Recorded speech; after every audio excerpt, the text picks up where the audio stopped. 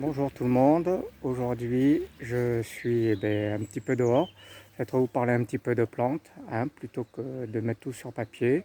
Je vais vous mettre quelques photos et quelques commentaires sur ces plantes, en plus en cette période où on a quand même pas mal de fleurs. J'espère que certains ont la chance d'avoir un petit jardin pour pouvoir aussi voir la végétation en pleine action. Alors voilà aujourd'hui ce que je vous montre, quelques plantes. On va commencer par celle-ci.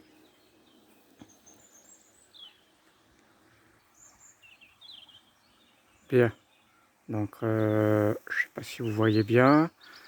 On voyait bien sa fleur blanche. On est au mois d'avril. Voilà, si je prends un petit peu de recul. Donc là, on a une plante qui a environ bien 3, 4, 5 ans.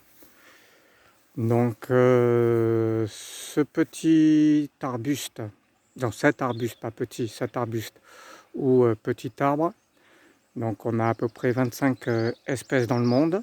La plupart ce sont des espèces américaines. Vous avez, me semble-t-il, une espèce asiatique et 2 espèces européennes.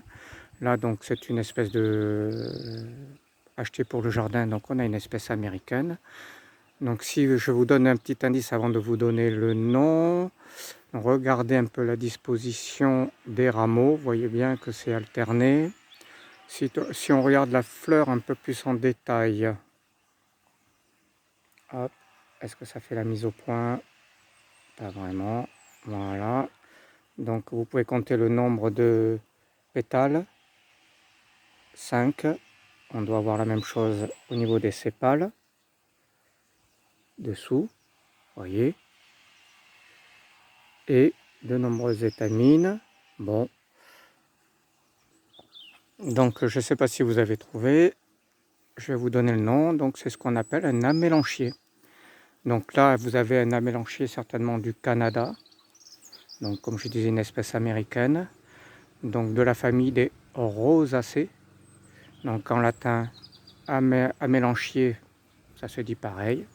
Canadensis, donc du Canada. Donc pour la petite histoire, amélanchier, ça vient du provençal amélanquier, ou de langue gauloise aussi, amélanco, qui veut dire petite pomme.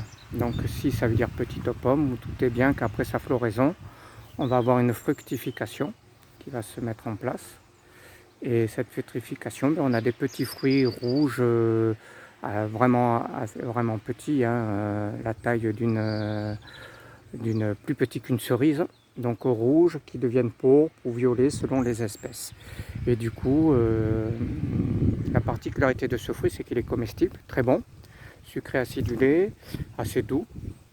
Et on peut en faire des confitures, on peut le manger cru, des tartes, des gelées. Bon, vous avez le choix. Sa fleur donc blanche qui fleurit donc au mois d'avril, donc a priori avril, même dès mars dans la région, comme on est quand même sur des hivers très doux, on est à la floraison. Floraison nectarifère, c'est-à-dire qui va attirer les insectes butineurs. Donc voilà, et ensuite cette fructification. Et enfin, donc, si on regarde un petit peu, là on voit quelques feuilles qui sont en train d'apparaître. Donc des feuilles typiques, je dirais, des certaines rosacées, donc des feuilles ovales. Bon, il y a un peu de vent, on ne voit pas trop, mais des feuilles ovales, dentées, donc assez basiques de ce qu'on peut trouver chez des cerisiers par exemple. Et donc surtout, ce qui est intéressant au jardin, c'est que la mélanchier se caractérise par un feuillage très décoratif en automne qui devient rouge, orangé. Donc il a aussi un intérêt sur la période automnale. Bien, pour terminer un petit peu sur cette plante, moi je trouve qu'elle est quand même intéressante à plusieurs niveaux. Bon, la floraison, la fructification, le feuillage décoratif. C'est une plante qui a un port assez champêtre, si on regarde, c'est-à-dire assez naturel, donc un port dressé. Et donc en fait, il n'y a pas nécessité vraiment de la tailler. Si vous avez la place, vous pouvez le laisser comme ça. Donc ça veut dire peu d'entretien. Donc c'est une plante que l'on peut utiliser en isolé, de par sa floraison, qui peut être jolie. Mais surtout aussi, c'est une plante qu'on peut utiliser dans les haies. Voilà. Du coup, aussi au niveau donc caractéristiques sol et climat, on a une plante très rustique, pas de problème au niveau des températures, résistance à la chaleur, et puis au niveau du sol, peu contraignante, même si elle aime les terrains plutôt humifères, ici on est sur un sol calcaire et la tolérance est quand même assez bonne. Donc peu de difficultés à intégrer au jardin. C'est une plante, donc une belle floraison printanière qui est sympathique et surtout on peut déguster des fruits. Donc imaginez, je ne sais pas, une petite haie fructifère avec arbousier et autres qu'on pourrait intégrer. Ouais, ben, avec la mélanchier, vous pouvez avoir des fruits un petit peu communs par rapport à ce qu'on a d'habitude. Le seul problème, c'est que bien sûr, les oiseaux se régalent aussi de ces fruits. Donc si vous arrivez à les ramasser avant, vous avez de la chance.